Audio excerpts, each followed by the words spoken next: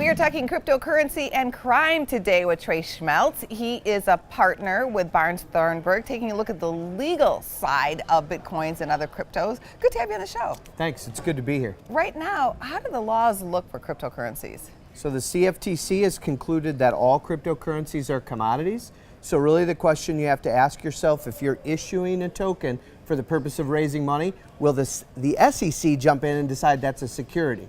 Otherwise, you're a commodity, and those types of rules would apply to you. A commodity, but to be clear, what's backing a Bitcoin or other cryptocurrencies? Well, that's the $50,000 question, if you will.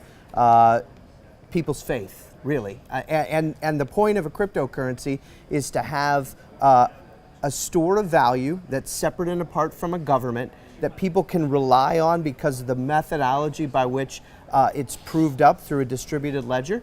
So that they don't have to have faith in government. But that's really, it's people's faith. That's a lot of faith because, as you know, Treasury's backed by the government. Then you have a commodity like gold, which is backed by actual gold. And of course, stocks, there's a company attached. Yeah. So let's take a look at some of the risks involved. Do you hear cases of pump and dump with cryptocurrencies? Absolutely, and the very point that you've made, there's not anything specific behind a cryptocurrency. So if somebody says this is a great investment, lots of people may rush in, and sometimes that becomes a coordinated effort by a fraudster, by a scammer, to effectively drive the price of a cryptocurrency up so that that scammer can unload his or her position at an artificially inflated value. And so that's definitely something that occurs and something investors need to be concerned about. Another crime that's being investigated has to do with hacking. Lots of hacking cases out there.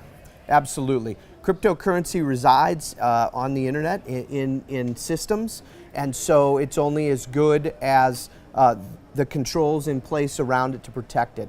You have a problem not only from external hackers, but internal hackers. Trace, what advice would you give to investors? How can you protect yourself?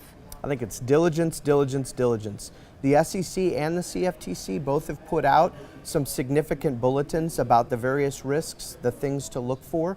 The SEC did a fake initial coin offering called howiecoins.com. You can find that on the internet. You can check out the white paper. You can see how it's deficient. You can learn for yourself. What I would not do is take a friend's tip, boy, get into this currency, because that may very well be the tip of a pump and dump scheme. Legally, what do you see happening going forward? How does the future look? The future is interesting, and what you see internationally as well as nationally is simply the regulatory regimes that you'd expect to pick up financial investments are doing their job. Here in the United States, the CFTC and the SEC are figuring it out, figuring out their turf. We have the first judicial interpretation of the so-called Howey test on the security side to determine when something is a security, and so that's providing clarity. Internationally, regimes like South Korea and Japan have gone from real skepticism to putting investor controls in place and protections. And I think what you'll see is over the next 2, 3, 4, 5 years, that will all stabilize, and you'll see a lot more institutional money jumping in, and those markets will change. Well, thank you, and keep us up to date. I'll do it.